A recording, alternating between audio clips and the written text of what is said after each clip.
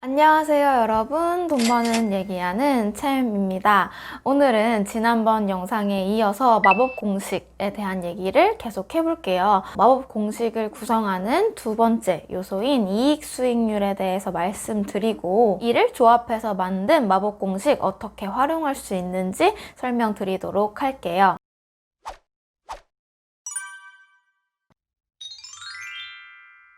오늘 얘기할 마법 공식의 두 번째 요소는 이익 수익률입니다. 바로 전 영상에서 말씀드린 자본 수익률은 이 회사가 얼마나 튼튼하고 우량한지를 나타내는 데이터였어요. 주주 입장에서 회사를 운영하기 위해서 꾸려놓은 준비물 대비해서 얼마만큼의 이익을 뽑아내고 있는지를 봤었죠. 가장 간단하게는 자산 대비 순이익인 ROA라는 지표를 확인을 했습니다. 여기서 아무리 좋고 튼튼한 회사라도 이를 반영해서 가격이 너무 비싸져 있는 상태라면 그 회사를 매력적이다 라고 말할 수 있을까요? 이런 문제를 해결하고자 조엘 그린블라트는 좋고 우량한 회사인지 자본 수익률로 체크를 하고 이 회사의 가격이 적정한지를 오늘 말씀드릴 이익 수익률이라는 지표로 판단을 했습니다. 이익 수익률은 회사가 거래되는 가격이 비싼지 싼지를 판단하는 지표예요. 이 영상에서 말씀드렸던 밸류에이션 지표와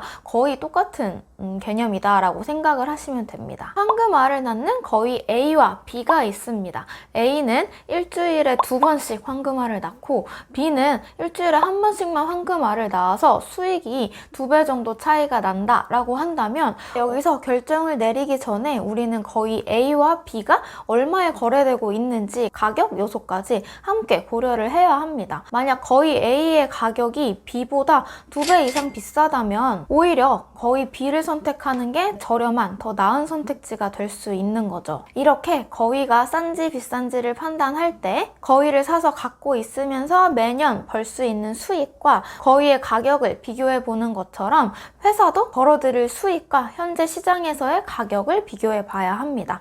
가장 간단한 지표로는 여러분 다들 아실 만한 지표죠. PER을 들 수 있는데요. 이 PER 지표는 시가총액과 순이익 혹은 주가와 주당 순이익을 비교해서 계산을 하게 되는데요. 여기서 시가총액은 주식 투자자 입장에서 회사의 주식을 통째로 산다 라고 할 때 필요한 금액을 나타내고, 순이익은 기업이 벌어들인 매출액에서 이것저것 비용들을 제외하고 주주의 몫으로 남긴 금액을 의미합니다. 시가총액을 순이익으로 나눈 PER이 5배라면 내가 시가총액만큼의 돈을 투입을 해서 이 회사의 주식을 모조리 사고 매년 순이익만큼의 돈을 받았을 때 5년이면 내가 초기에 투자한 금액을 모두 회수하게 된다라는 의미로 해석을 할 수 있습니다. 즉 PER이 낮을수록 저평가되어 있다라는 말은 위와 같은 관점에서 내가 투자한 금액을 회수하는데 걸리는 시간이 짧은 저평가된 종목이다 라고 생각을 할 수가 있죠. 이 PER 말고 조엘 그린블라트가 사용한 지표를 살펴볼까요? 지난 영상에서 말씀드렸던 ROIC만큼 난이도가 조금 있는 지표이기 때문에 대략적인 개념만 이해하고 가셔도 될 것 같아요. 정확한 공식은 아래처럼 법인세전이익, EBIT을 기업가치, EV, 시가총액과 순차입금의 합입니다. 이 두 데이터를 비교해서 나눠서 계산을 한 지표를 기준으로 이 기업이 싼지 비싼지를 판단을 했어요. 이 값은 관점을 주주의 몫에서 조금 더 확장해서 본 것이다 라고 생각하시면 되는데요. 제가 시가총액만큼의 돈을 들여서 어떤 회사의 주식을 모조리 사들이면 이 회사는 온전히 제 것이 된 걸까요? 우리가 부동산이나 집을 살 때 생각해보면 이 집은 안방만 내 거고 화장실이랑 거실이랑 뭐 작은 방 은 은행 거예요. 이런 농담을 많이 하잖아요. 주택담보대출, 은행으로부터 빌린 돈을 모두 갚아야 이 집이 온전히 100% 내 것이 되는 것입니다. 회사도 마찬가지로 정말 이 회사를 온전히 100% 내 것으로 만들려면 주식 외에 회사가 갖고 있는 부채도 모두 정리를 해야 온전한 내 것이 됩니다.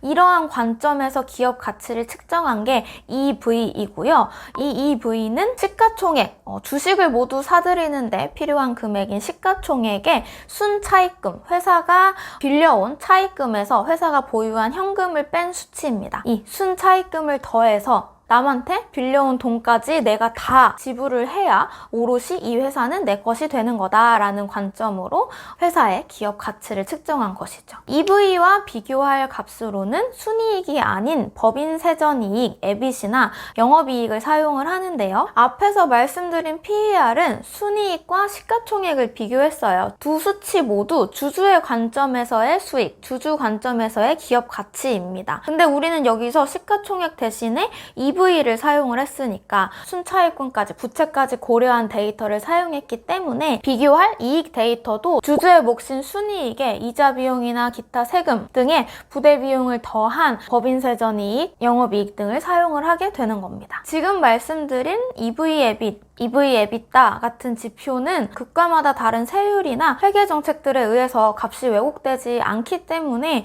글로벌 국가들끼리 비교할 때 많이 사용하는 지표이기 때문에 여러분이 알고 계시면 좋을 것 같아요.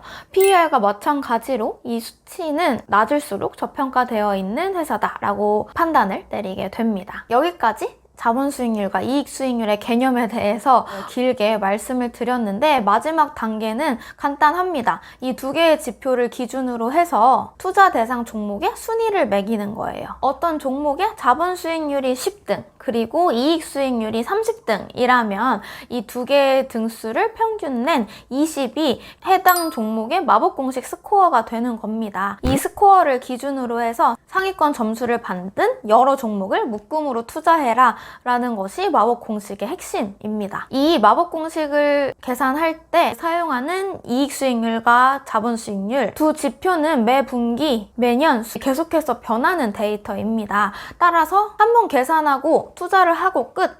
이 아니라 주기적으로 이익 수익률과 자본 수익률 값을 업데이트해서 순위 변동이 있으면 종목을 다시 골라서 매수하고 매도하는 리밸런싱 과정이 필요합니다. 조엘 그린블라트는 마지막으로 이렇게 마법 공식을 바탕으로 종목을 고르고 투자하는 과정을 5년, 10년 그 이상 장기적으로 가져가는 장기 투자의 중요성을 강조했어요. 사실 이 조엘 그린블라트의 마법 공식이 인간의 감정이나 판단을 배제하고 정해진 원칙대로 투자하는 퀀트 투자법의 일종이거든요. 마법 공식은 우량하고 가격 메리트가 있는 종목들을 장기 투자를 해서 돈을 벌어볼 거야 라는 전략을 조엘 그린블라트가 자신만의 방식대로 풀어낸 것이다 라고 생각을 하시면 돼요.